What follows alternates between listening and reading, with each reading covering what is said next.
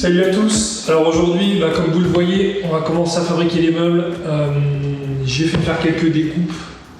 J'ai un peu de peuplier de côté, donc je vais vous montrer un petit peu comment on prépare tout ça.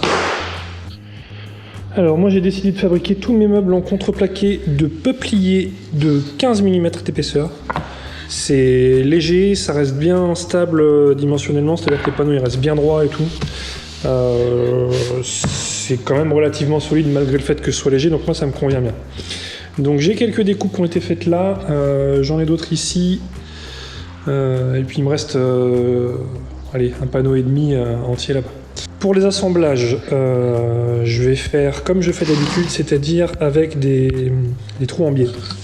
Donc moi j'ai cet accessoire là, c'est un outil de chez Triton.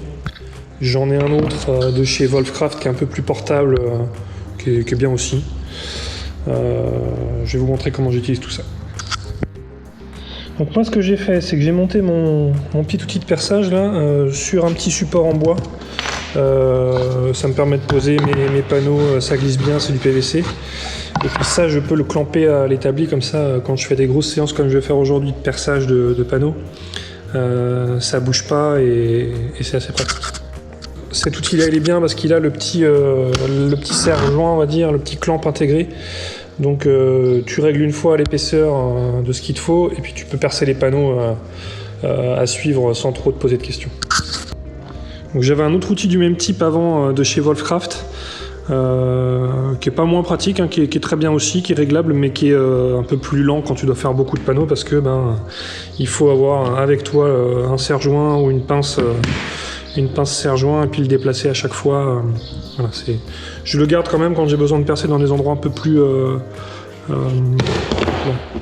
plus compliqués d'accès ou quand j'ai un perçage à refaire alors que le meuble est déjà monté et que je peux pas passer le gros outil. Donc concrètement comment ça fonctionne? Eh bien c'est assez simple.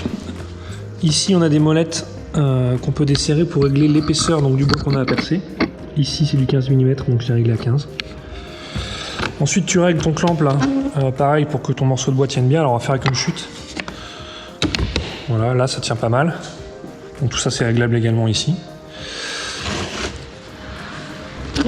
Troisième chose à faire, c'est de régler ce foret, donc un foret un peu spécial. C'est un foret comme vous voyez, je sais pas si on voit bien. Voilà, qui va faire en fait un épaulement dans le perçage. Et c'est ça qui va permettre à la vis de tirer sur le bois et de faire un assemblage efficace quoi. Donc ça on glisse là-dedans et on le règle pour qu'il vienne à peine toucher le fond. Donc là c'est pas bien réglé. On va le redesserrer. Et il faut qu'il vienne en fait à fleur du bas là. Voilà, donc là je viens de le re-régler, je sais pas si ça se dit. Et là voilà, il touche pas le fond. Donc ça veut dire qu'il va venir faire un perçage vraiment un ras de l'épaisseur du bois. Et donc ensuite on passe au perçage. Voilà, donc là je vais vous montrer avec une chute. Donc on met son morceau là où on doit le percer. On a 2 trous à disposition. On le clampe bien. Ensuite, on perce sur les oreilles.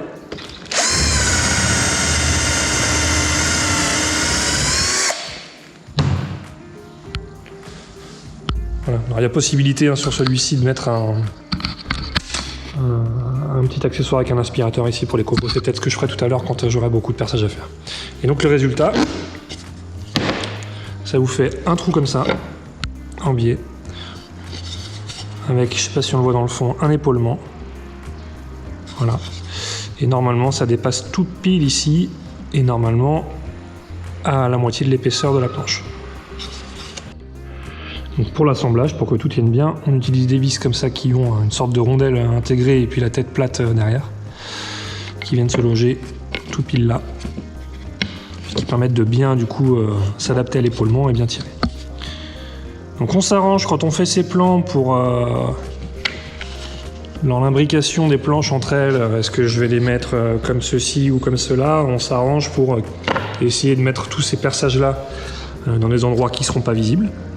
Donc si c'est une étagère par exemple, eh bien en dessous de l'étagère. Et lorsqu'on ne peut pas faire autrement que de les mettre dans des endroits visibles, eh bien on peut cacher ces trous là après coup En venant, il collait un morceau de tige en bois, là, du bon diamètre. Je crois que ça doit être de mémoire, je crois que c'est du 9. Et puis bah, on colle, on coupe à ras, on ponce et on se retrouve avec une surface complètement lisse. Donc voilà pour la théorie. Maintenant, je vais installer tout mon petit setup, me mettre bien comme il faut, repérer où je dois percer. Et puis on va faire le premier meuble qui sera celui qui accueillera le frigo. On va le faire ensemble. Puis pour les autres, ce sera de l'accéléré. Allez, c'est parti.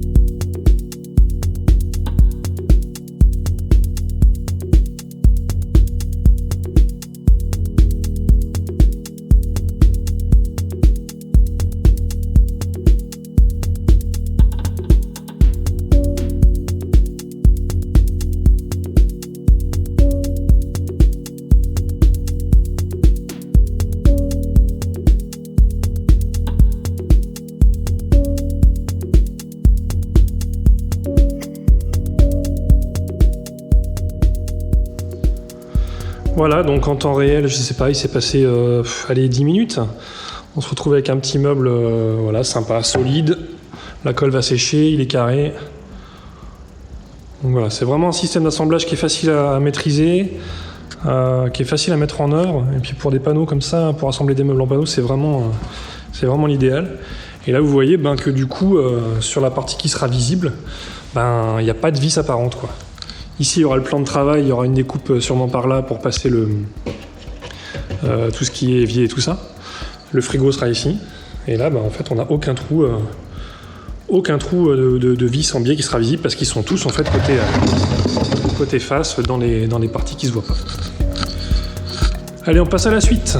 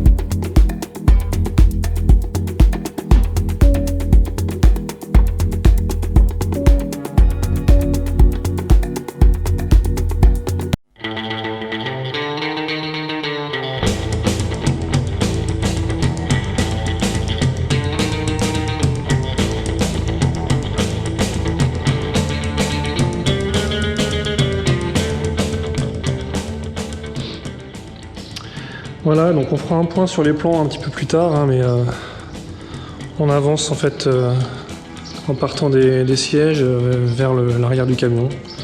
On a ici un meuble où on aura le frigo, un gros frigo domestique. Et ici on aura, je pense, le coffre, enfin je pense pas, je suis sûr, le coffre de gaz qu'il faudra étanchéifier. Il y aura une trappe devant là, puis ici un rangement. Et puis au-dessus, gaz évier. Ici je pense qu'il y aura un rangement horizontal. Et puis après on partira sur un grand meuble haut à l'arrière du camion que j'ai commencé d'ailleurs à découper. Pareil, il y aura un accès par l'arrière. Et puis très certainement deux portes, dont une qui sera accessible que quand le lit est rebaissé.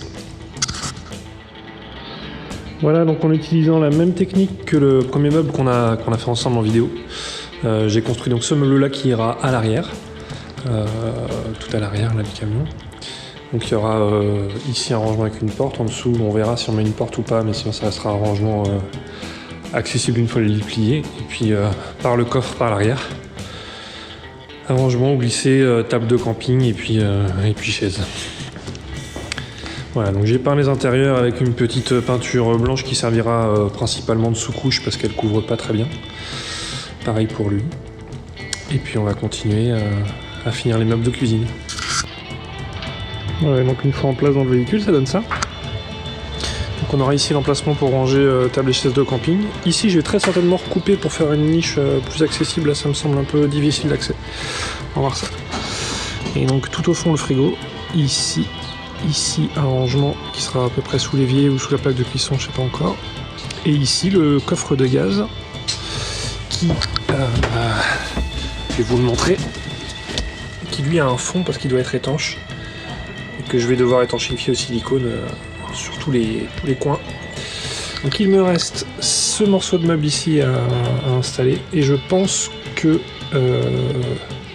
ce sera un rangement en fait qui sera accessible depuis le haut comme ça. Parce qu'ici il y aura la banquette transformable en lit, donc ça va pas être très accessible pour mettre une porte. Donc il faut que je revoie un petit peu mes plans et je pense que ce sera accessible par le dessus.